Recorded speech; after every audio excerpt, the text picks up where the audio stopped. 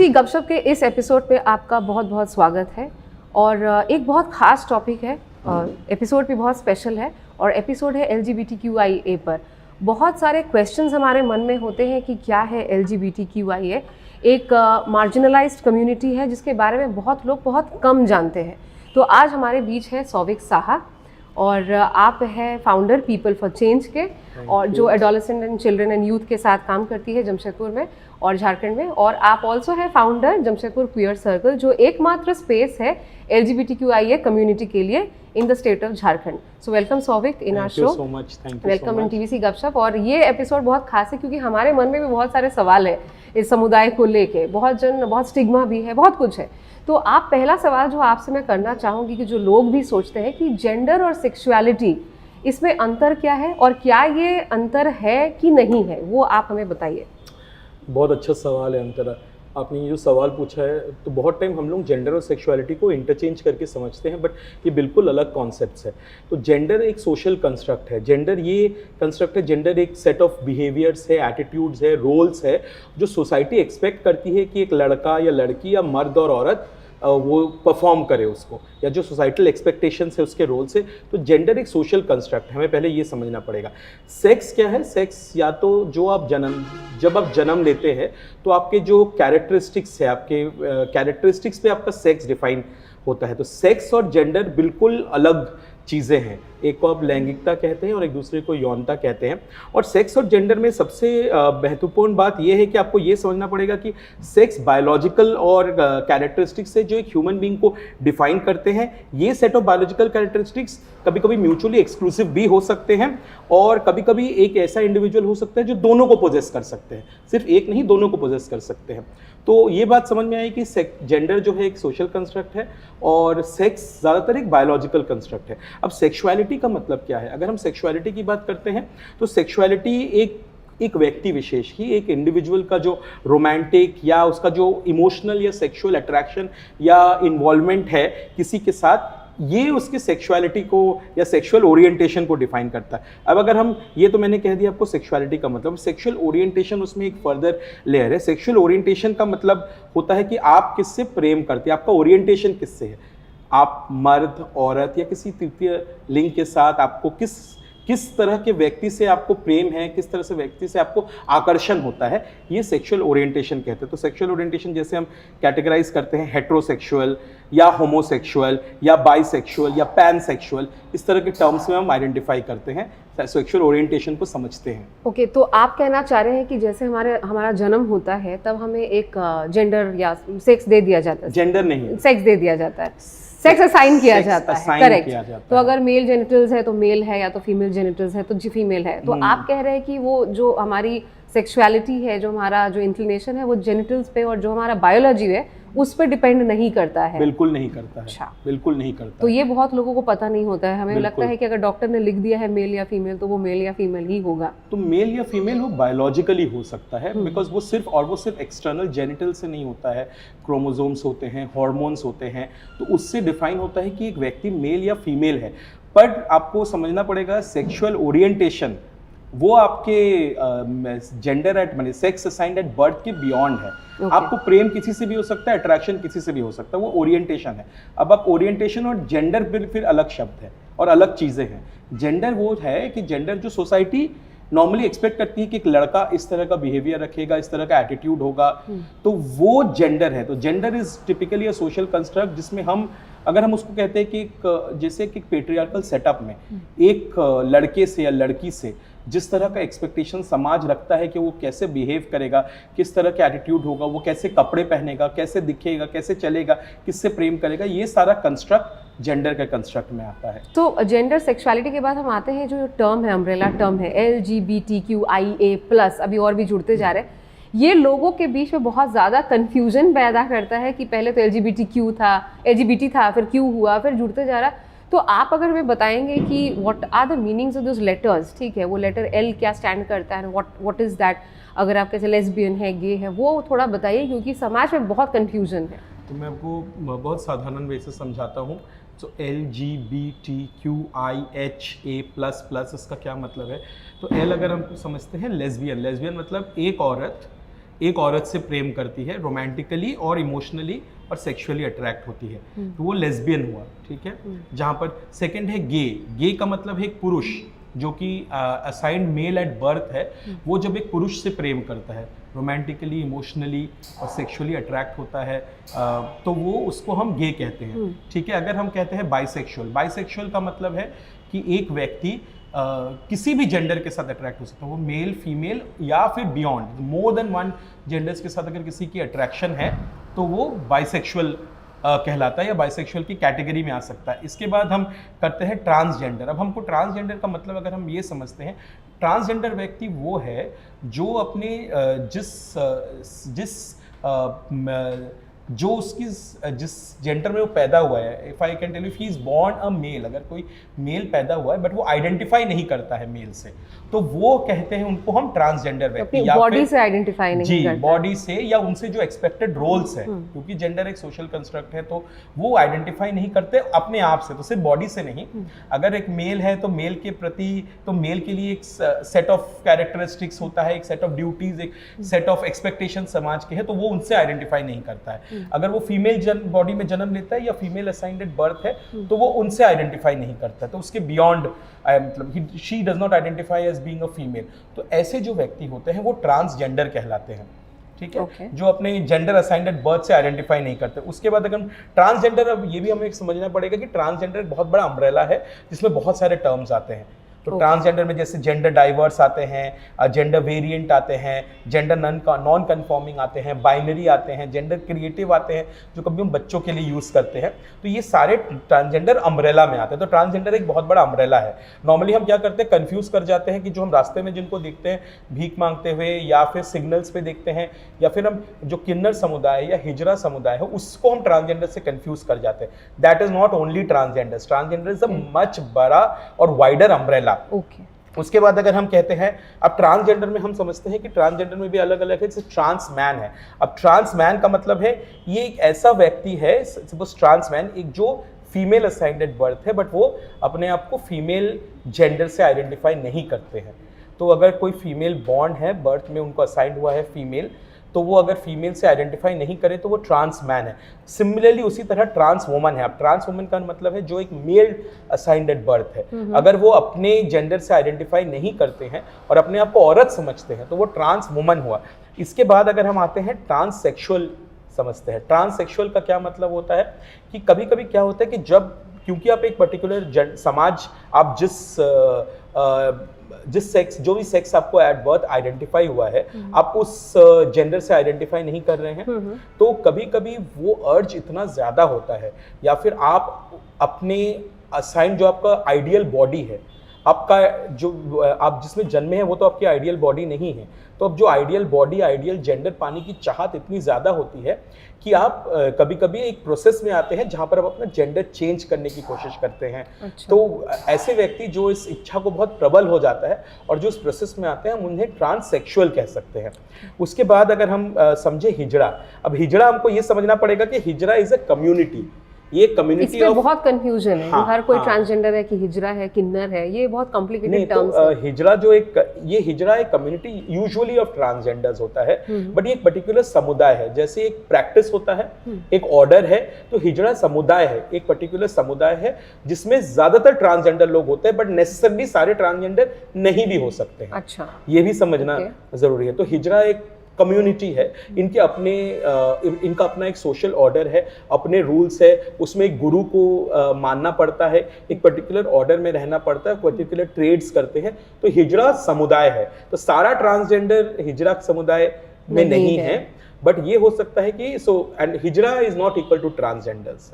ये बात समझना पड़ेगा। वो कम्युनिटी का पार्ट होता है जिसको हिजड़ा, हाँ, वो कम्युनिटी, वो एक कम्युनिटी अलग से है जो एक पर्टिकुलर तरह का प्रैक्टिस में है ना, तो ये समझना जरूरी। उसके बाद अगर हम LGBTQ क्वेयर का मतलब ऐसे लोग हैं, बिकॉज अब मैंने कहा कि जेंडर जो है एक पर्टिकुलर कंस्ट्रक्ट है, तो उसके कंस्ट्रक्ट के क्या होता है कि क्योंकि सोशल कंस्ट्रक्ट है तो उसके कुछ एक्सपेक्टेशंस होते हैं, तो क्वेयर ऐसे लोग होते हैं जो उन एक्सपेक्टेशंस को खारिज करते हैं। तो वो बार बार उन एक्सपेक्टेशंस को खारिज करते हैं। तो जो सोसाइटी उनसे एक्सपेक्ट करता है कि उनके उसके विरुद्ध रोल्स हैं वो, हाँ। विरुद्ध नहीं, बिकॉज उनका नेचुरल इंक्लिनेशन होता है कि वो मानते नहीं उनको। तो उस बाइनरी के बियॉन्ड जाते हैं, उस बाइनरी को मानते नहीं, उन रोल्स को नहीं मानते, उन रोल्स को डिफाइन करते हैं, वो क्वेयर है। अब क्यू का एक और है क्वेश्चनिंग मतलब यूजुअली ऐसे लोग होते हैं जो अभी भी खोज रहे हैं, वो अभी तक अपनी आइडियल, अभी अपने जेंडर की तलाश कर रहे हैं, जेंडर को एक्सप्लोर कर रहे हैं, अपने सेक्सुअलिटी को एक्सप्लोर कर रहे होंगे, अपने सेक्सुअल ओरिएंटेशन तक अभी पहुंचे नहीं हैं। तो जो लोग इन सवालों में घिरे हैं और अलग अलग तरह से अपने आप को खोजने का प्रयास कर रहे हैं, उनको हम क्वेश्चनिंग कह सकते हैं। अब आई का मतलब है इंटरसेक्स। अब इंटरसेक्स एक बहुत इंटरेस्टिंग है। इंटरसेक्स में क्या होता है कि एक ऐसे लोग हैं इंटरसेक्स, तो जिनकी it's not a gender identity, पहले एक जेंडर आइडेंटिटी नहीं है, जिसमें ऐसे लोग जिनमें एक से ज़्यादा जेंडर के एनाटॉमिकल और हार्मोनल और क्रोमोसोमल वेरिएशंस हो सकते हैं। जैसे कि अगर हम देखें तो उनमें कभी कभी ये देखा जाता है कि एक पर्टिकुलर व्यक्ति में कहीं पर आपके फीमेल ऑर्गन्स भी प्रेजेंट है या मेल ऑर्गन्स भी प्रेजेंट है, तो हम इंटरसेक्स को उस तरह से समझ सकते हैं। उसके बाद ए होता है एसेक्सुअल लोग वो लोग होते हैं जिनको प्राइमरी इंटरेस्ट, ये नहीं कि, या फिर हम कह सकते हैं प्राइमरी इंटरेस्ट या वेरिंग डिग्री ऑफ इंटरेस्ट होता है सेक्सुअल रिलेशनशिप्स में। तो एक पर्टिकुलर रिलेशनशिप से जो चाह होती है वो हमेशा सेक्सुअल नहीं होती है, तो वेरिंग डिग्री ऑफ, इस पर इसका ये मतलब नहीं है कि एसेक्सुअल लोग बिल्कुल सेक्स में रुचि नहीं रखते हैं, ये बिल्कुल गलत है। बट उनका जो एक रिलेशनशिप से जो प्राइमरी चाहत होती है वो वेरी करता है, सेक्सुअल उनका जो अर्ज होता है या नीड होता है वो वेरी करता है। अब हम प्लस क्यों कहते हैं? क्योंकि जेंडर जो है वो फ्लूइड है और वो बाइनरी में नहीं है। जेंडर बाइनरी में बंधा हुआ नहीं है, जेंडरी मेल या फीमेल के दायरे में नहीं बंधा है, वो बियॉन्ड दैट है। तो हर व्यक्ति जब अपने आप को खोज रहा है या अपने बारे में उनको नई चीज़ें पता चल रही हैं और उसका भाषा उसको जब मिलता जा रहा है, क्योंकि ये भी इवॉल्विंग है ना, LGBTQIHA++, तो जब उनको उसकी भाषा मिलती है या अपने आप को परिभाषित कर पाते हैं तो वो प्लस में जुड़ते रहते हैं। अच्छा। इसीलिए कम्युनिटी को समझने के लिए इन्होंने प्लस रखा हुआ है, क्योंकि इट इज एवर इवॉल्विंग, वो अभी तक एक जगह आके स्थिर नहीं हो गया है। तो मुझे उम्मीद है कि मैं थोड़ा सा आपको ये समझा पाया कि LGBTQI क्योंकि लोग कंफ्यूज हो जाते हैं कि हर दिन प्लस जुड़ता जा रहा है और हमें पता नहीं है। प्लस जुड़ना बहुत जरूरी है, इंक्लूजन के लिए जरूरी है। अच्छा। क्योंकि ये बहुत इंपॉर्टेंट है कि हम समझे कि सारे लोगों के लिए स्थान है, सब तरह के जेंडर और सेक्सुअलिटी के लिए स्थान है, और लोग खोज रहे हैं। अभी तक बहुत सारे लोगों को समझ नहीं आया, जिनको भाषा मिल गया है तो वो तो समझ पा रहे हैं कि हम अपने आप को इस तरह से डिफाइन कर पा रहे हैं। पर जो अपने आप को डिफाइन नहीं कर पा रहे, अगर या फिर इन डेफिनेशंस में नहीं बैठते हैं, they are also part of the community and hence plus. तो आपने इंक्लूसिविटी की बात की, इंक्लूजन की बात की, लेकिन अगर देखा जाए तो समाज में आज भी बहुत स्टिग्मा है। कहीं ना कहीं मुझे पर्सनली लगता, हो सकता है मैं गलत भी हूँ, कि ट्रांसजेंडर्स को तो फिर भी एक तरह का एक्सेप्टेंस है, क्योंकि हमारे बहुत पुराने हैं, लोग देखते आ रहे हैं। बट ये जो LGB है, फिर आगे के जो क्वियर है, लोग उन्हें एक्सेप्ट करने में बहुत दिक्कत होती है आज भी। तो उनके लिए आप क्या कहना चाहेंगे? क्योंकि वो शायद कंडीशनिंग ही है उनकी कि ऐसा कुछ नहीं हो सकता, उसमें जी रहे हैं। तो स्टिग्मा भी बहुत है और एक्सेप्टेंस बहुत नहीं है अभी भी सोसाइटी में। तो उसके बारे में आप क्या कहना चाहेंगे? जी, आपने जो कहा ये तो बिल्कुल है कि बहुत डिस्क्रिमिनेशन है, जेंडर डिस्क्रिमिनेशन या LGBTQ कम्युनिटी के खिलाफ जो डिस्क्रिमिनेशन है वो बहुत चरम सीमा पे है। एक तो लोग अपने से अलग कुछ भी शायद एक्सेप्ट नहीं कर पाते, या कभी उसको बर्दाश्त भी नहीं कर पाते। तो अब इसका उपाय क्या है? एक तो ये समझना पड़ेगा कि ये है और ये विविध है, ये है, इट्स देयर। और अब हमें अगर एक्सेप्ट करना है तो हमें अपने आप को एडुकेट करना पड़ेगा और अवेयर होना पड़ेगा। तो मुझे जहाँ तक लगता है कभी कभी लैक ऑफ एक्सेप्टेंस इसलिए भी आता है कि लोग अवेयर नहीं हैं। न हम इसके बारे में स्कूलों में बात करते हैं, न अपने घरों में बात करते हैं। हम तो घरों में सेक्स के बारे में भी बात करने से डरते हैं। सेक्स भी आज टैबू है ना। सेक्स भी टैबू है। जहाँ सेक्स टैबू है वहाँ ओरिएंटेशन की बात करें, सेक्सुअलिटी की बात कर सकते हैं, जेंडर की बात कर रहे हैं, तो वो तो बहुत दूर की बात है। बट ये जरूरी है बात कर पाना, बिकॉज हर व्यक्ति के लिए when you talk about inclusion, her space में हर व्यक्ति के लिए जगह है, और ये जगह हमें एज अ सोसाइटी बनाने की ज़रूरत है। और ये तभी शुरू होगा जब हम खुद इंटरेस्ट ले और हमारे जो हमारा स्ट्रक्चर है सोसाइटी का, जैसे कि स्कूल्स हुए, कॉलेजेस हुए, हमारा करिकुलम हुआ, इसमें ये बातें आम आने लगे और लोग ज़्यादा अवेयर हो, बातचीत करने लगे। और इसमें मीडिया का एक बहुत बड़ा हाथ है कि मीडिया किस तरह से काम कर रहा है, मीडिया किस तरह की स्टोरीज बाहर लेकर जा रहा है। तो ज़रूरी है चेंज करना, बट बिल्कुल सही है कि डिस्क्रिमिनेशन है, बहुत डिस्क्रिमिनेशन है अभी भी। एक कठिन सवाल कर रही हूँ, हो सकता है आपको खराब लगे, तो इसीलिए मैं पहले बोल रही हूँ। लोग बोलते हैं ये अननेचुरल है, तो जैसे कि हम लोग एक्सेप्ट कर चुके कि हाँ ये है, तो हम डिबेट करते हैं कि है तो अननेचुरल नहीं हो सकता। तो लेकिन बहुत ऐसी, और ये सिर्फ इंडिया की बात नहीं है, बाहर विदेशों में भी लोग बोलते हैं अननेचुरल है, मानसिक बीमारी है। तो उस पर आप लोग कैसे एज अ कम्युनिटी रिस्पॉन्ड करते हैं?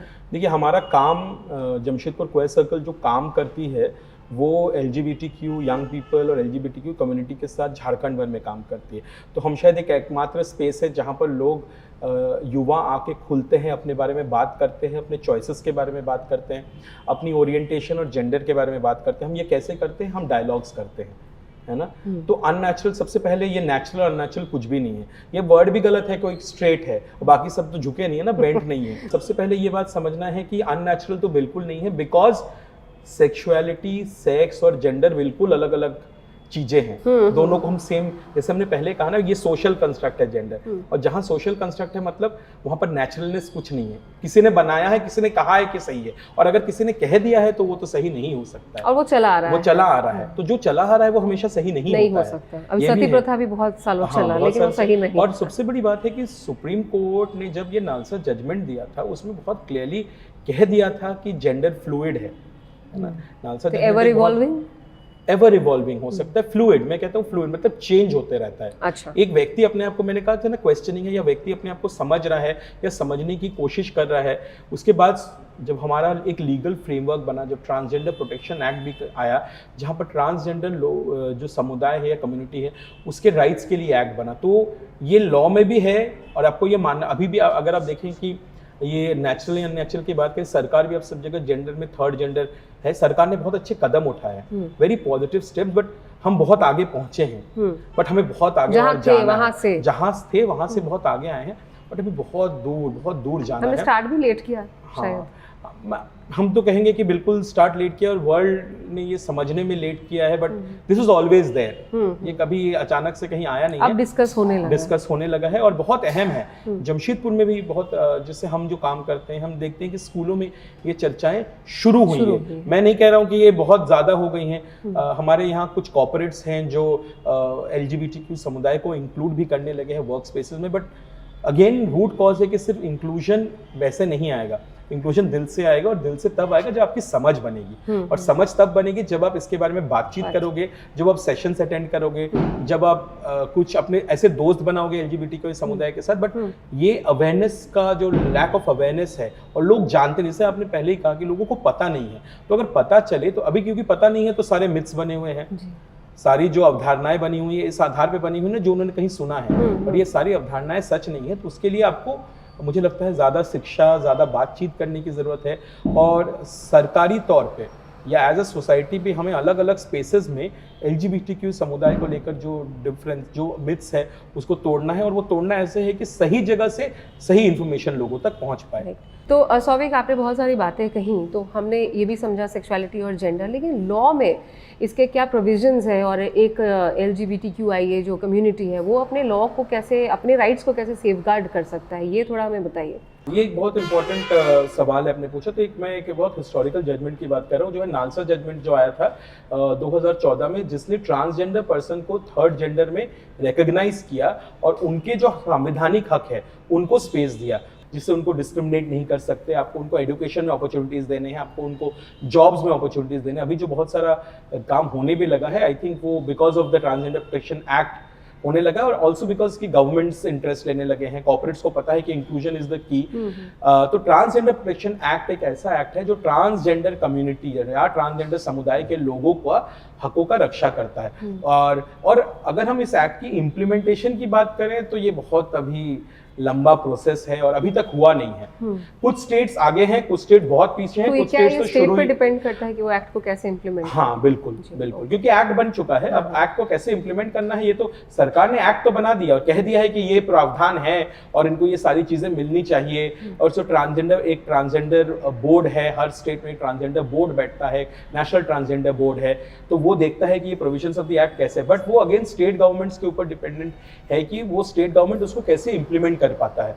जैसे झारखंड में ट्रांसजेंडर बोर्ड नहीं है और ट्रांसजेंडर बोर्ड का अभाव है। जिन कुछ स्टेट्स इसमें बहुत आगे हैं जिन्होंने ट्रांसजेंडर्स के, कौन से स्टेट्स आप थोड़ा जैसे छत्तीसगढ़ ने बहुत अच्छा काम किया है, महाराष्ट्र भी अच्छा काम कर रहा है, छत्तीसगढ़ सरकार ने तो बहुत अच्छा काम किया है ट्रांसजेंडर्स को लेकर। ट्रांसजेंडर प्रोटेक्शन एक्ट के जो प्रोविजंस हैं इनको इम्प्लीमेंट, जैसे उनको हाउसिंग देना, नौकरियों से जोड़ना, है ना, ट्रांसजेंडर्स की विजिबिलिटी पे बहुत सारा काम किया है।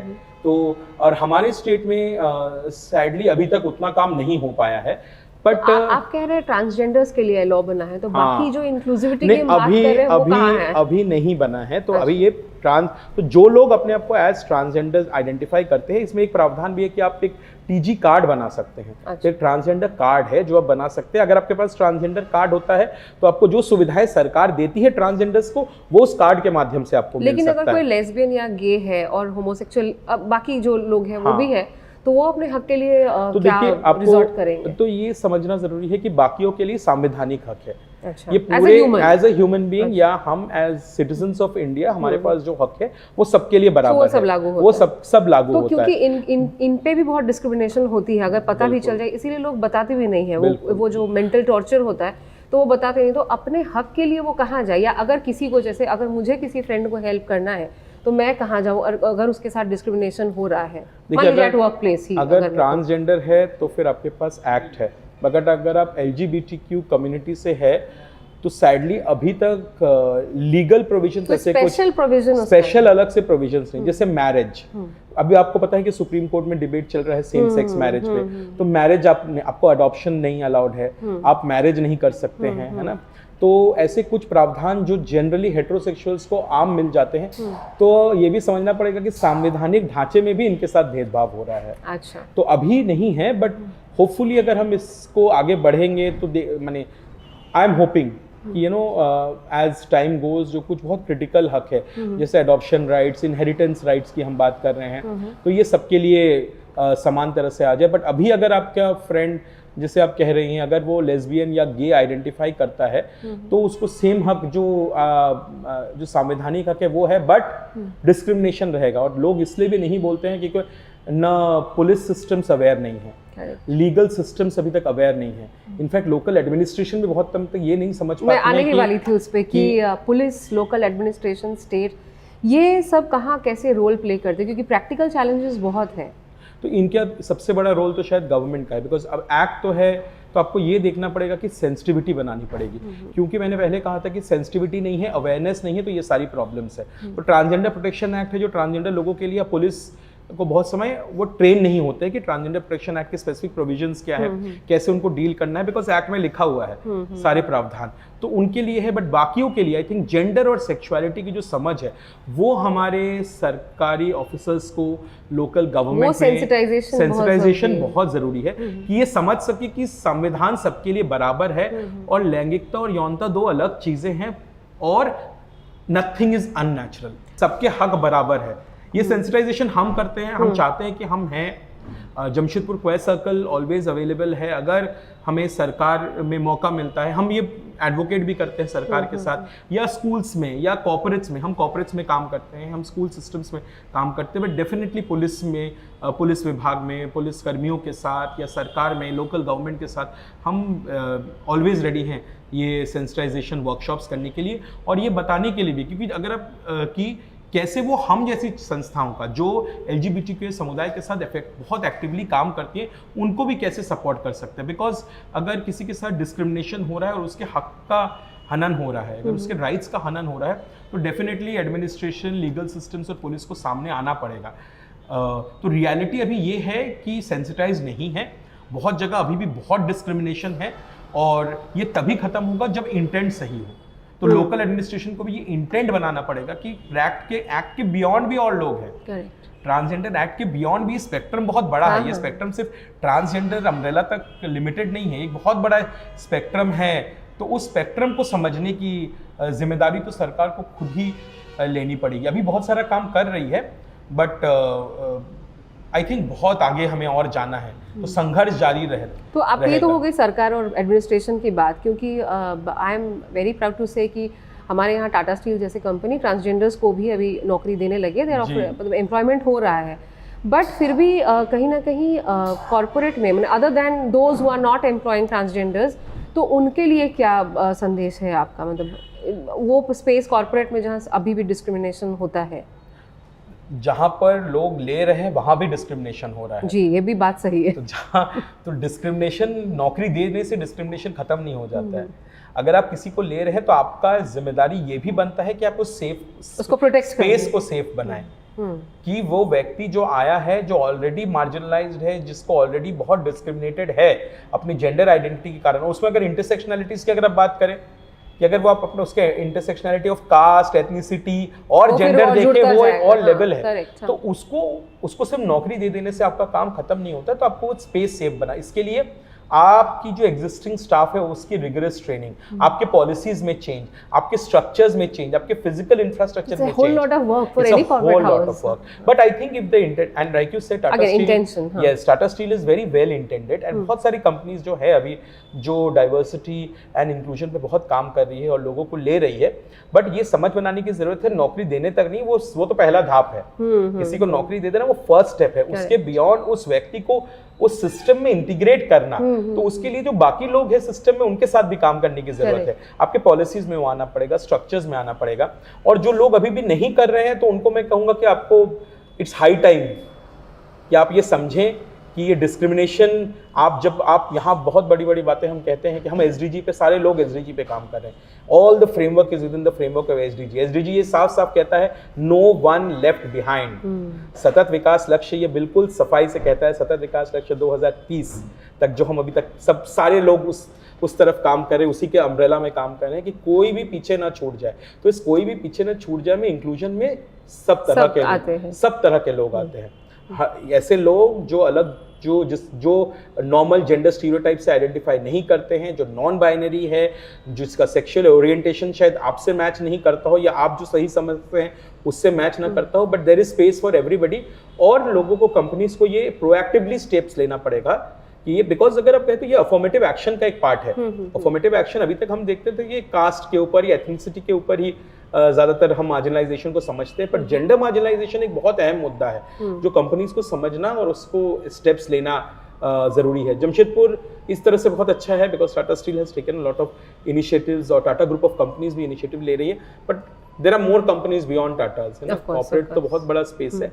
तो नौकरियां जरूरी है, बिकॉज ये कम्युनिटी को पढ़ने का मौका तो मिलता नहीं है। तो अगर जब लोग पूछते हैं भीख क्यों मांग रहे हैं, तो भीख नहीं मांगे तो और क्या करें। जब वो स्कूल स्पेस में है जहां पर इतनी बुलिंग हुई हुई कि उसको 5वीं 6वीं में स्कूल छोड़ देना पड़ा है, माता पिता ने घर से निकाल दिया है, तो वो बच्चा जाए कहाँ? अल्टीमेटली वो सड़क पे आता है, और होमलेसनेस आपकी वल्नरेबिलिटी को 10 गुना बढ़ा देता है। तो जब आप होमलेस होते हो तब एक ऐसी कम्युनिटी में जो आपके सामने सहारा मिलता है वो है मोटा मोटा हिजरा कम्युनिटी। अगर आप हिजरा कम्युनिटी में जाते हो तो फिर आप या तो आप सिग्नल पे मांगते हो, या बधाई में जाते हो, या आप ट्रेन में मांगते हो। तो इस साइकिल को तोड़ने के लिए हमें अलग अलग लेवल्स पे इसको एड्रेस करना पड़ेगा, स्कूली शिक्षा में एड्रेस करना पड़ेगा, पेरेंट्स के साथ काम करने की जरूरत है। ये उन पे दोष नहीं है कि वो क्यों कर रहे हैं। ये बहुत आम है, कहते हैं अरे अब तो आपको नौकरियां मिलने लगी। नहीं, नौकरियां सबको नहीं मिल रही हैं। वो एक 1/10 भी फ्रैक्शन नहीं है जिनको नौकरियां मिल रही। इसीलिए हमें जरूरत है, कॉर्पोरेट्स को जरूरत है, सरकार को जरूरत है कि इस पे बातचीत करें, स्पेस को खोले, जिससे कि ट्रांसजेंडर LGBTQI समुदाय को आप जो उनके हक हैं, जो संवैधानिक हक है, उनको उन्हें दीजिए। वो आपसे अलग से कोई हक नहीं मांग रहे हैं। तो डिस्क्रिमिनेशन की आपने बात कही, तो मैं अगर कहूँ as a media representative, media में भी बहुत डिस्क्रिमिनेशन है। जब वो लिखते हैं, कोई भी रिपोर्टिंग करते हैं, ट्रांसजेंडर्स पे हो या LGBTQIA में हो, तो बहुत ख़राब शब्दों का भी चयन करते हैं वो।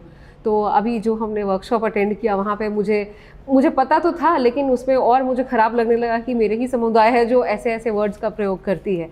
तो मीडिया सेंसिटाइजेशन, क्योंकि मीडिया एक बहुत बड़ा रोल प्ले करती है, ये आप भी मानेंगे, तो मीडिया सेंसिटाइजेशन कितना जागरूक बना सकता है रिपोर्टर्स को और द फ्रेटर्निटी को? आई थिंक मीडिया तो एक one of the most strongest pillars of democracy है। I think media is a separate pillar जो सबसे ज़्यादा मजबूती दे सकता है। मीडिया का सेंसिटाइज होना और मीडिया को सही भाषा लिखना और सही तरह से रिपोर्टिंग करना बहुत ज़रूरी है, बिकॉज मीडिया एक ऐसा माध्यम है जहाँ पर कि हम कहानियाँ बाहर ले जाते हैं, और अगर मीडिया सेंसिटाइज हो जाए तो ये जो मार्जिनलाइजेशन की, डिस्क्रिमिनेशन की कहानियाँ हैं, अगर वो बाहर तक ले जाए तो लोगों को पता चले, तो मीडिया का रोल मुझे लगता है सबसे अहम है। और इसीलिए मीडिया के साथ काम करना और मीडिया का जागरूक होना और सेंसिटाइज होना, सिर्फ जागरूक होना नहीं बट सेंसिटाइज होना, कि जब वो रिपोर्टिंग करती है तो वो सही वर्ड्स का चयन करे, बिकॉज ये शब्द अलग है ना। तो अगर कोई अपने आप को ट्रांसजेंडर व्यक्ति जो असाइंड एट बर्थ मेल है, पर वो अपने आप को अगर औरत मानता है और शी कहता है, तो आपको उसे शी कहना पड़ेगा, आप अपने हिसाब से नहीं लिखें। और जो शब्दों का चयन बहुत इंपॉर्टेंट है, क्योंकि आप जो लिखते हैं उससे बहुत सारे लोग पढ़ते हैं और उनको लगता है ये सही है। तो समाज के जैसे मीडिया में भी बहुत बायसेस हैं, लेकिन वो बायसेस को थोड़ा बहुत, मैं नहीं कहूँगी पूरा ही गायब हो जाता होगा, लेकिन वो बायसेस से ऊपर भी उठ के जब रिपोर्ट करते हैं तो आपका अपना ओपिनियन मैटर नहीं करता है, you just report an incident. लेकिन ऐसे बहुत सारी कहानियाँ होती हैं इस कम्युनिटी की जो तोड़ मरोड़ के कुछ अच्छा अलग ही शेप ले लेता है। तो क्या आपको लगता है कि जब मीडिया सेंसिटाइजेशन की बात है तो न्यूज़ रूम्स को ट्रेनिंग लेने की ज़रूरत है? मुझे लगता है बिल्कुल ज़रूरत है। By media I mean the entire gamete of media, चाहे वो प्रिंट मीडिया हो, चाहे डिजिटल मीडिया हो, चाहे विजुअल मीडिया हो। आई थिंक हर व्यक्ति को अगर ये सेंसिटिविटी आए, सेंसिटिविटी का मतलब सिर्फ ये भी समझ आए कि ये कम्युनिटी है क्या, ये स्पेक्ट्रम क्या है, और इस स्पेक्ट्रम के अलग अलग चैलेंजेस क्या है, और ये एम्पैथी बिल्ड हो, ये अवेयरनेस, ये एम्पैथी बिल्ड हो, तो आई थिंक ये जो कहानियाँ हैं ये ज़्यादा बेहतर। और ये ऐसा बिल्कुल नहीं है कि मीडिया बिल्कुल रिपोर्ट अच्छा से नहीं करती, ऐसे बहुत सारी कहानियां हैं, अच्छी बहुत पॉजिटिव स्टोरी, सही stories. I think human stories को सही तरह से रिपोर्ट, और जहां मीडिया ने अच्छा रिपोर्टिंग किया है वहां उसके फल भी बहुत सामने आए हैं। जैसे मैं छत्तीसगढ़ का ही कहता हूँ, क्योंकि वहां पर क्योंकि सरकार बहुत इंटरेस्टेड है। छत्तीसगढ़ को एक आइडियल मैं इसलिए भी कह रहा हूँ क्योंकि हम थोड़ा सा काम करते, तो मैं कहता हूँ कि उसके बारे में मुझे ज्यादा पता है, इसलिए नहीं कि वो आइडियल है, पर मुझे ज्यादा पता है उसके बारे में। तो वहां पर भी जो रिपोर्ट्स है वो रिपोर्टिंग बहुत ज्यादा करती है, तो फोकस में भी है। तो मीडिया को सिर्फ रिपोर्टिंग नहीं करना बट इन कहानियों को फोकस देना, इस समुदाय को फोकस देना। क्योंकि आप उस स्टेट की बात करें, अगर वैसा होता है छत्तीसगढ़ में, तो क्या वहाँ के न्यूज रूम्स ने कुछ अलग किया है जो शायद यहाँ पे नहीं हुआ हो? इसके बारे में मुझे जानकारी नहीं है, बट मुझे लगता है कि ट्रेनिंग तो जरूर, इससे आप एक ट्रेनिंग से आई है, तो मैं ये भी चाहता हूँ कि हमारे शहर में या हमारे स्टेट में मीडिया की जेंडर सेंसिटिविटी पे ट्रेनिंग हो, ये जो जेंडर स्पेक्ट्रम है इस पे ट्रेनिंग हो, LGBTQ समुदाय की रिपोर्टिंग पे ट्रेनिंग हो। अगेन हम वो ट्रेनिंग करने के लिए भी फिर राजी हैं। So people for change and Quiz Circle is ready to yes we would love to do the training, because इससे क्या होता है कि मुझे पता है कि जब पॉजिटिव कहानियां बाहर जाती है, बिकॉज LGBTQ समुदाय कोई बेचारा समुदाय नहीं है, इसमें नॉर्मल युवा है, ये सारे बिल्कुल नॉर्मल यंग पीपल है, बहुत टैलेंटेड अमेजिंग यंग पीपल, इनकी अपनी कहानियां हैं, इनकी ये कहानी एक और कहानी है। और अगर इस लेंस से इन कहानी को पेश किया जाए तो क्या ये आइडल, बिकॉज इस कम्युनिटी को सबसे बड़ा लैक है, इस कम्युनिटी के पास रोल मॉडल्स नहीं है। और जब मीडिया का बहुत बड़ा इंपॉर्टेंट रोल हो सकता है रोल मॉडलिंग में, अगर ये कम्युनिटी के रोल मॉडल्स बिल्ड कर सके तो मुझे लगता है दूसरे लोगों को भी इससे पॉजिटिवली समझ आएगा कि community is beyond their orientation, they are just people with orientation of their choice, या जेंडर आइडेंटिटी जो है उनकी अलग हो सकती है। और मुझे लगता है उससे किसी को फर्क नहीं पड़ना चाहिए, बिल्कुल पड़ना नहीं चाहिए, पर फर्क पड़ रहा है। जरूर, हाँ, वो उस नजरिए से देखते होंगे, हम उस नजरिए से नहीं देखते होंगे। तो अब हम इतना बात कर रहे हैं, लेकिन एक बड़ा तबका जो है हमारा स्कूल कॉलेज है, जो एजुकेशन सिस्टम है, तो उस पर हम आते हैं कि आप स्कूल के साथ काम भी करते हैं, तो वो करिकुलम में एज इस करिकुलम में कैसे आए कि बच्चों को या स्कूल को, बहुत सारे इंस्टीट्यूशंस हैं जो ओपन माइंडेड हैं, जो अलाउ करती हैं, लेकिन आप कैसे, बुलिंग भी बहुत होता है स्कूल्स में, और वो बुलिंग लाइफ लॉन्ग एक ट्रॉमा भी क्रिएट करता है, तो उसको आप कैसे, क्या करिकुलम में इंटवाइन करना चाहेंगे इसको? तो मुझे इस पे मैं आपको कहता हूँ कि मैं आपको एक छोटा सा एग्जांपल देता हूँ। आरवी मित्तल एक 16 साल का लड़का था जिस गुड़गांव में, जो अपने फ्लैट के छत से कूद गया। उसने सुसाइड नोट में ये लिखा कि mummy, my school killed me, specially higher authorities. आरवी एक बहुत ही प्यारा, बहुत ही एनर्जेटिक 16 साल का ब्राइट फ्यूचर का बच्चा था, जिसको अपनी जान इसलिए देनी पड़ी कि उसके साथ, because of his gender identity और सेक्सुअलिटी, उसके साथ इंटेंस बुलिंग हुआ था। ये सही नहीं है। हर बच्चे को अपना लाइफ जीने का और स्कूल सिस्टम्स में ग्रो होने का हक है। तो मुझे जहाँ तक ऐसी बहुत सारी स्टोरीज है। जमशेदपुर में एक ट्रांसजेंडर है जो क्लास 6ठी तक पढ़ी है, 6ठी तक पढ़ी है और 6ठी पढ़ने के बाद उनको स्कूल इसलिए छोड़ देना पड़ा क्योंकि जब वो अपने आप को एक्सप्रेस करने लगी, जब वो नाखून बड़ा करने लगी या बाल बड़े करने लगी, उसके साथ इतना इंटेंस बुलिंग है और खासकर मेल टीचर्स ने इतना इंटेंस बुलिंग किया कि वो स्कूल नहीं जा पाई। उसकी पढ़ाई अधूरी रहेगी, वो घर से बाहर आ गई और अब वो किन्नर समुदाय के साथ जुड़ के अब वो ट्रेन्स पे मांगती है, सिग्नल पे मांगती है, वो बहुत कुछ बन सकती है। तो कहीं ना कहीं समाज का रोल है इसमें। बिल्कुल समाज का रोल है, ये समाज का रोल है। तो स्कूल सिस्टम्स में मैं वही कह रहा हूँ, स्कूल सिस्टम्स में डिस्क्रिमिनेशन इनहेरेंट है और अगर इसको खत्म करना है, जैसे हम एक बात कर रहे थे, हमने अभी कुछ दिन पहले प्रिंसिपल्स के साथ एक मीट करवाया था जिसमें हम कॉम्प्रिहेंसिव सेक्सुअलिटी एजुकेशन की बात करते हैं। कॉम्प्रिहेंसिव सेक्सुअलिटी एजुकेशन का मतलब एक करिकुलम के दायरे में इसको कैसे देखें। तो कॉम्प्रिहेंसिव सेक्सुअलिटी एजुकेशन सिर्फ सेक्स के बारे में नहीं है, ये बॉडी अवेयरनेस के बारे में है, युवाओं की एजेंसी के बारे में, उसके बॉडी के बारे में, जेंडर और सेक्सुअलिटी के बारे में है, पेरेंट्स के साथ काम करना है, टीचर्स के साथ काम कर सकते हैं, पॉलिसीज ला सकते हैं, इंफ्रास्ट्रक्चर ला सकते हैं। इन सब के दायरे में अगर हम देखें तो हम एक सेफ स्कूल, एक ऐसा सेफ स्पेस होना चाहिए जो कि हर बच्चे के लिए सेफ हो। बिकॉज स्कूल एक ऐसा टाइम है जहां बच्चे का कॉग्निटिव डेवलपमेंट होता है, इमोशनल सिर्फ एकेडमिक्स नहीं है, ये लोग बहुत गलती करते हैं पेरेंट्स भी, कॉम्प्रिहेंसिव सेक्सुअलिटी सर्टिफिकेट और डिग्री लेने जाओ, लेकिन ऐसा नहीं होता है। आपका बच्चा का जो ओवरऑल डेवलपमेंट होता है वो स्कूल टाइम में सबसे ज्यादा होता है और अगर वही टाइम है आपके बच्चे से छीन लिया जाता है बिकॉज ऑफ कि उसकी सेक्सुअलिटी के कारण, there is nothing worse than this.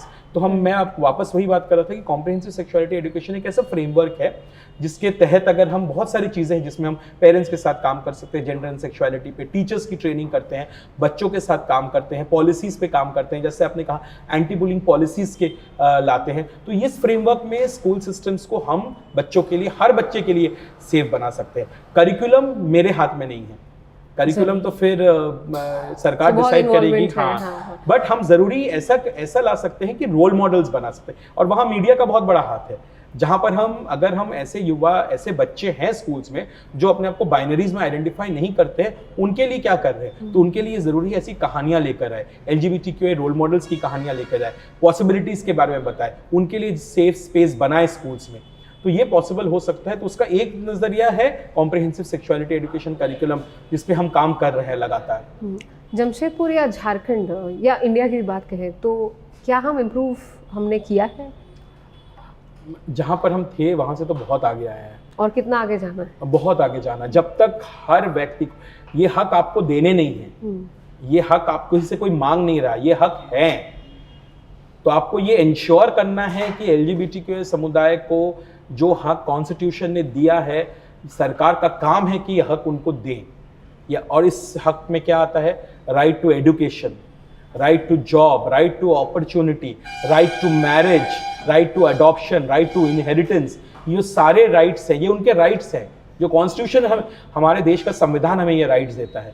तो अब ये राइट्स देने का समय आ गया है। हमारा देश बहुत आ गया है, बहुत सारा काम हुआ है, मैं ये नहीं कहूँगा कि काम नहीं हुआ, हमने बहुत सारा काम किया, सरकार ने बहुत सारा काम किया, सरकार की मंशा सही है, इंटेंट बहुत हद तक सही है, बट वो भी इवॉल्व कर रहा है, उनकी भी समझ इवॉल्व कर रही है, बट हमें बहुत आगे तक जाना है।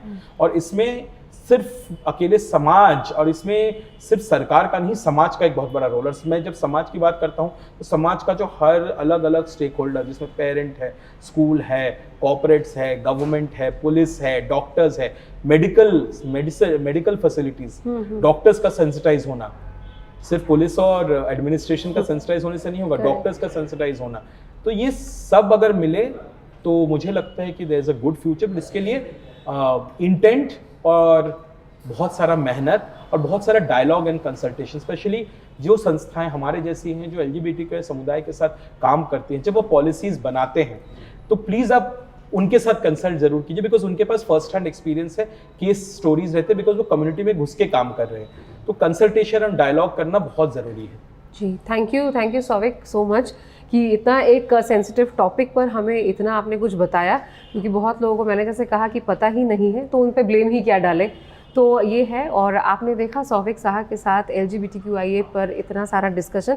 आशा करती हूँ कि आपको बहुत कुछ पता चला होगा आपके आज के TVC गपशप में।